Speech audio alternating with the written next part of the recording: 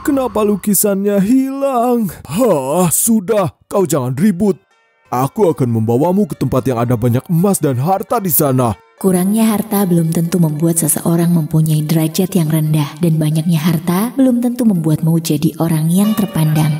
Kisah lukisan dari sang istri. Cerita ini datang dari seorang pria bernama Panca. Panca adalah seorang pria miskin dan tidak pandai. Dia tinggal sebatang kara di sebuah gubuk dan tidak ada yang mau menikah dengannya. Itu karena dia tidak sadar dengan gaya bicaranya yang keras dan kasar.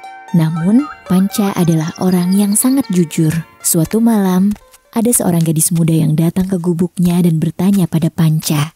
"Permisi, apakah ada orang di rumah?" "Hei tuan." Seperti ada yang teriak-teriak. Aku rasa itu cuma mimpi. "Hah? Hei tuan pemilik rumah. Tuan, bolehkah aku menginap semalam di gubukmu ini?"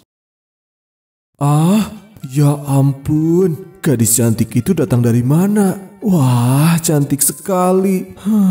Apa mungkin aku masih bermimpi? Dari dulu Panca belum pernah bertemu gadis secantik itu. Dia sangat senang dan mengizinkan gadis itu untuk masuk ke rumahnya. Tentu saja. Tidak masalah Nona, masuk dan beristirahatlah. Aku tidak keberatan kok. Ayo, silakan masuk. Setelah selesai makan malam, gadis itu kembali bertanya kepada Panca. "Tuan, aku lihat sepertinya kau tinggal sendiri dan tidak ada yang mengurusimu. Sama halnya denganku." "Benar, aku tinggal sendirian. Memangnya kenapa Nona?" Kalau begitu, apakah kau mau menikah denganku?" Nona, apakah kau serius? Bagaimana mungkin aku bisa menolaknya? Aduh, aku malu sekali. Setelah menikah, Panca menjadi sangat bahagia. Tidak kusangka bahwa ada seorang wanita yang tiba-tiba datang padaku. Siapa bilang Panca tidak punya siapa-siapa? Namun, istrinya adalah salah satu alasan dia menjadi cemas. Istriku cantik sekali. Aku tidak bisa berhenti mengaguminya. "Sayang, ada apa dengan wajahku? Kenapa kau menatapku seperti itu?" Supaya aku tidak bisa lupa dengan parasmu, sayang. Jangan bercanda. Jangan terus-terusan menatapku seperti itu. Aku tidak mengerti. Kenapa kau bisa secantik ini? Aku selalu bertanya-tanya. Aku rasa jantungku akan berhenti berdetak jika aku tidak melihat wajahmu. Coba sini, dengarkan detak jantungku ini. Dia berdetak begitu kencang. Demi bisa menyelesaikan pekerjaannya pun, dia harus melihat wajah istrinya. Sayang, dia begitu tergila-gila dengan istrinya. Dia tidak bisa melupakan istrinya walau hanya sejenak. "Ada apa?" Tidak apa-apa. Aku cuma manggil saja. Saat itu Panca hendak membuat sendal jepit, tapi tanpa dia sadari, dia membuat sendal jepit berukuran 6 kali panjang telapak tangan manusia. Aku sangat mencintainya. Panca, kenapa kau beruntung sekali? Ya, aku sangat beruntung bisa memilikinya. Kenapa dia terus menatapku sampai-sampai tidak fokus dengan pekerjaannya sendiri? Panca terlalu sibuk menatap istrinya sampai tidak fokus dengan pekerjaannya. "Hah, Panca, siapa yang mau memakai sendal itu? Oh ya ampun, apa raksasa memintamu membuat sendal itu ya? Sehingga kau membuat sendal sebesar itu?" Cantik sekali, Nek. Dia begitu indah. Aku sangat menyukainya. Ya ampun, itu sih cocoknya dipakai oleh satu keluarga. Dasar kau ini, ada-ada saja, Panca. Benar, Nek. Istriku cantik sekali. Hah? Kejadian yang sama pun dilakukan Panca ketika dia membuat jas hujan. Dia membuat jas hujan sepanjang 10-20 rentangan tangan. Hal itu terjadi karena dia terus memperhatikan istrinya, bukan pada pekerjaannya. Oleh karena itu, jas hujan itu tidak cocok dipakai siapapun. Kemudian Panca pergi ke sawah. Aku merindukan istriku. Tidak ada penyemangatku untuk bekerja. Setiap beberapa saat dia selalu pulang ke rumah hanya untuk memanggil istrinya. "Istriku sayang, apakah kau ada di rumah? Sayang, kau di mana? Aku sangat merindukanmu." "Iya, aku di sini. Ada apa? Kenapa kau teriak-teriak seperti itu?" Tidak. Ya sudah, aku harus kembali. Karena hal tersebut, dia jadi tidak bisa mengerjakan apapun. Sebab dia terus saja meninggalkan pekerjaan untuk menemui istrinya. "Aku harus melakukan sesuatu. Tidak seharusnya aku membiarkannya terus begini." Saat Panca hendak bekerja, Sang istri pergi ke kota dan meminta seorang seniman untuk melukis wajahnya. Tuan, usahakan harus mirip ya. Tenang saja, sudah hampir selesai kok. Aku jamin 100% mirip denganmu. Wah, kau Bagaimana? hebat sekali. Mirip kan? Dengan ini, dia pasti akan lebih fokus dengan pekerjaannya. Di sisi lain, Panca yang hendak pulang ke rumah. Sayang. Hah? Kemana dia? Sayang, sayangku. Istriku sayang. Kemana perginya istriku? Sayang, kau di mana? Kau di mana sayang? Apa kau hanya ingin bermain petak umpet? Kau di mana? Panca tidak dapat menemukan istrinya di seluruh penjuru rumah. Dia pun duduk dan menangis sendirian di rumahnya. Tidak lama, istrinya datang dan menceritakan semuanya kepada Panca. Istriku. Ah, suamiku? Kenapa kau duduk di situ? Oh, astaga. Aku kira aku tidak akan bisa melihatmu lagi.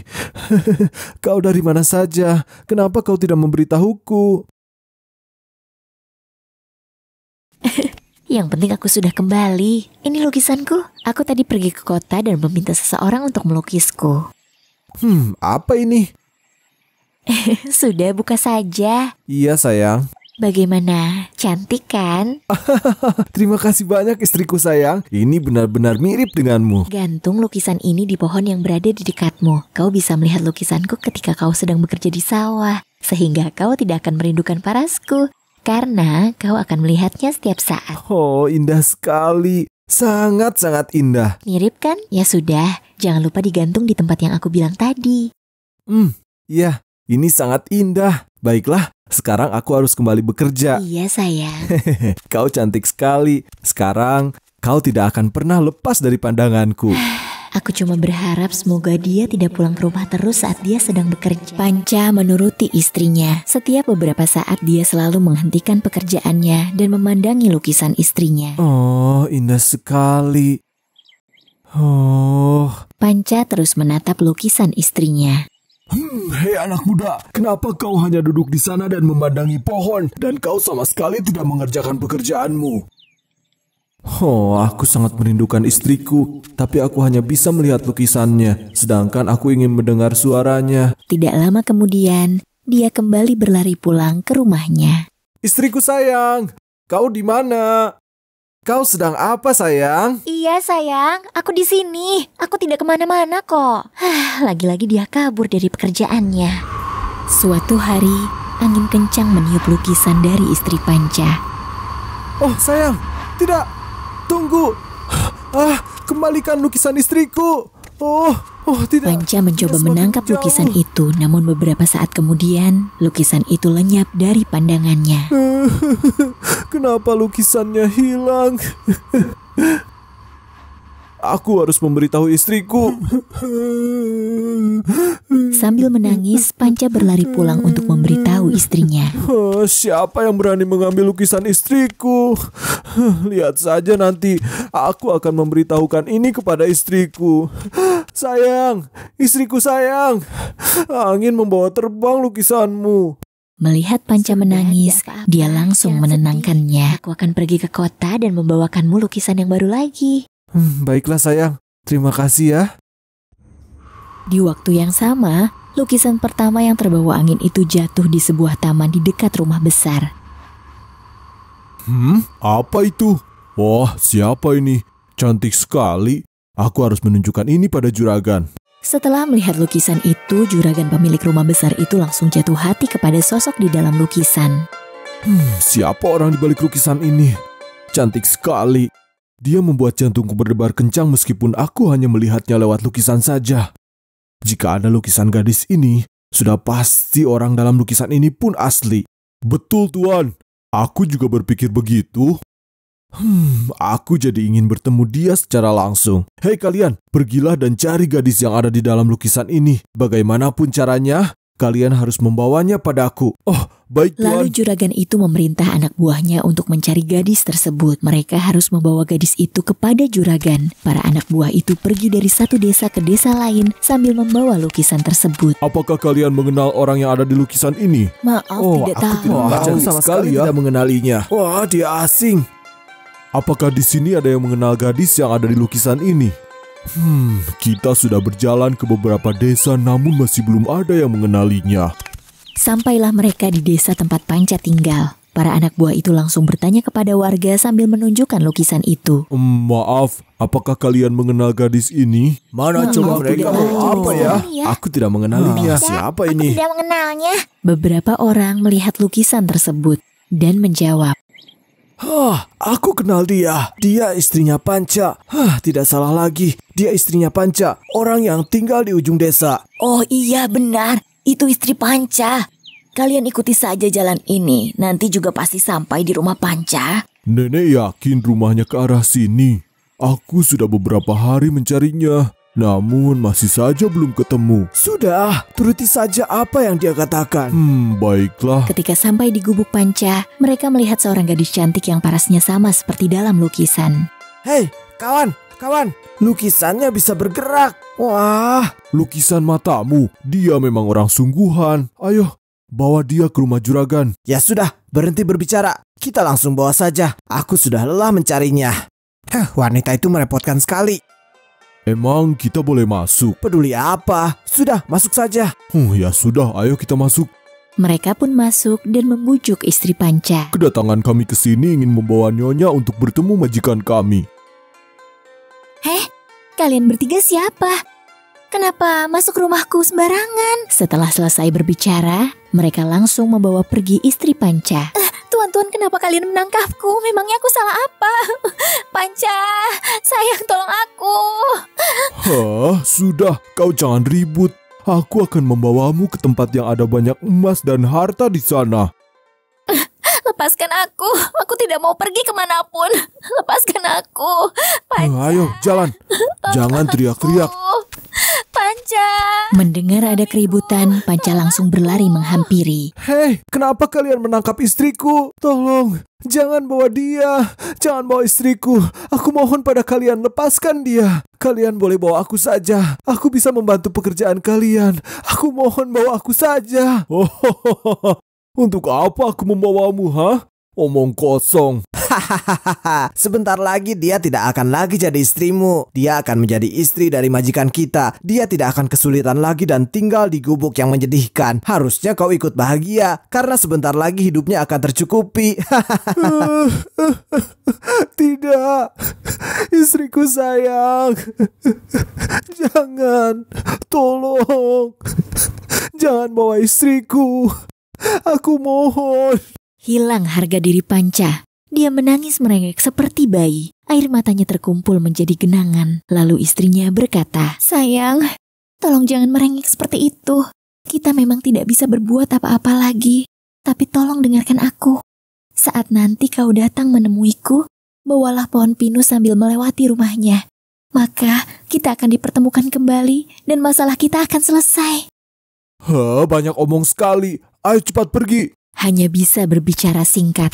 Mereka pun membawa istri Panca ke sebuah rumah besar. Baiklah istriku sayang, aku akan menuruti perkataanmu. Tunggu aku ya, aku pasti akan membawamu kembali. Setiap hari Panca selalu memikirkan waktu yang tepat untuk membawa istrinya pulang. Oh istriku sayang, aku sangat merindukanmu sayang. Beberapa hari kemudian, apakah ini waktu yang tepat untuk mencari istriku? Hei Panca, kenapa kau tidak pergi kemana-mana? Sekarang tahun baru Panca. Kenapa kau masih sendirian dan bersedih di tengah sawah? Apa? Tahun baru? Sudah waktunya untuk mencari istriku. Ya Paman, aku juga sedang menikmati suasana tahun baru. Akhirnya aku akan bertemu istriku lagi. pada saat itu seseorang memberitahu Panca mengenai adanya festival tahun baru. Mendengar itu, dia sangat senang. Panca berlari pulang dengan penuh kebahagiaan. Kemudian dia langsung memulai perjalanannya ke rumah besar itu dengan membawa seikat penuh ranting pohon pinus. Lagi. Sungguh senangnya. Ketika dia sampai di gerbang rumah besar, Panca langsung berteriak. Pohon pinus, cocok sekali untuk tahun baru. Apakah paman-paman dan bibi-bibi membutuhkan pohon pinus ini? Dari dalam rumah istrinya mendengar suara Panca dan dia langsung tersenyum. Itu suara Panca, suamiku. Panca, kau benar-benar menepati janjimu. Ini adalah kali pertama dia tersenyum setelah dia dibawa ke rumah besar tersebut. Oh, senyumnya indah sekali. Sejak dia tiba di sini, aku tidak pernah melihat dia tersenyum sebahagia ini. Juragan senang ketika melihatnya tersenyum bahagia. Pohon pinus, apakah ada nona cantik di rumah ini? Pohon pinus yang kubawa sangat bagus, cocok untuk festival tahun baru. Itu pasti karena suara penjual pohon pinus, hingga dia begitu bahagia. Lalu juragan pun memerintah anak buahnya untuk mengundang Panca ke rumahnya. Kalian, suruh penjual pohon pinus itu datang ke rumahku. Baik, Tuan. Siap, Tuan. Sang istri semakin bahagia ketika melihat wajah Panca. Dia terus fokus menatapnya hingga juragan berbicara dalam hati. Semua kekayaan, kenyamanan, emas dan perhiasan yang aku berikan padanya di rumah besar ini tidak bisa membuatnya tersenyum. Namun dia begitu bahagia dengan hal-hal sederhana seperti penjual pohon pinus. Kalau dia suka dengan penjual pohon pinus, mungkin aku juga harus menjadi penjual pohon pinus. Sang juragan memerintahkan Panca untuk bertukar pakaian dengannya. Setelah dia menukar pakaiannya dengan penjual pohon pinus, Hei, ini terasa sangat menyenangkan. Aku jadi terlihat tampan. Juragan pun berjalan-jalan di taman sambil berteriak. Pohon pinus, pohon pinus. Pohon pinus ini sangat bagus. Pohon pinus, ayo pohon pinusnya bagus sekali. Siapa yang mau pohon pinusnya, ayo. Apa yang dilakukan juragan membuat wanita itu semakin senang. Dia tertawa sambil bertepuk tangan.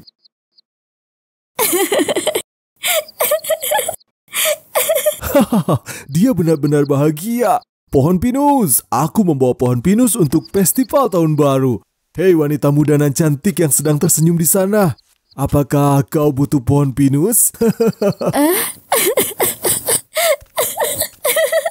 Sang juragan gembira melihat tawannya dan terus berjalan mengelilingi taman dan membawa ranting-ranting pinus di bahunya. Dia terus berteriak sambil menawarkan pinus dan terus mengelilingi taman. Tanpa disadari, dia berjalan keluar dari gerbang rumah tersebut. Segera setelah juragan meninggalkan rumah besar itu, istri Panca menyuruh para pelayan untuk menutup gerbangnya. Hei kalian berdua, cepat tutup gerbangnya. Oh, baik Nyonya. Beberapa saat kemudian, juragan itu sadar bahwa dia tidak sedang berada di Hah? Kenapa aku keluar dari rumahku? Tergila-gila pada wanita bisa menjadi racun. Dia kembali masuk ke rumahnya sambil bertanya-tanya karena gerbangnya tertutup. Hah? Berani-beraninya kau menutup gerbang ini. Benar-benar tercela. Buka gerbangnya. Biarkan aku masuk rumahku. Ayo, buka. Biarkan aku masuk. Dia terus berteriak, namun tetap tidak ada jawaban. Mulai sekarang, kita tidak akan terpisah lagi, sayang. Aku sangat merindukanmu, istriku. Aku khawatir kita tidak bisa bertemu lagi. Iya, sayang. Sekarang, kita akan selalu dekat dan tidak akan berpisah lagi. Bahkan seberapa banyak harta dan emas pun tidak akan bisa menggantikan cinta dan kesetiaan kita, sayang. Ya sudah, sayang. Ayo kita pulang. Sejak saat itu mereka berdua hidup bahagia selamanya. Kurangnya harta belum tentu membuat seseorang mempunyai derajat yang rendah, dan banyaknya harta belum tentu membuatmu jadi orang yang terpandang. Semua itu tergantung sikap dan perilaku setiap orang. Satu hal lagi, kekurangan harta bukan berarti sebuah penderitaan. Memiliki kekayaan juga bukan berarti kebahagiaan. Kebahagiaan yang dirasakan batin kita, siapapun bisa menikmatinya, meskipun dia kaya atau miskin. Kualitas hiduplah yang harus kita pentingkan. Tidak peduli miskin atau kaya dirimu, karena kehidupan yang baik akan lebih bermanfaat dan dirasakan oleh orang lain, dan akan menjadi keberhasilan untuk diri sendiri ataupun orang lain. Itulah makna kehidupan.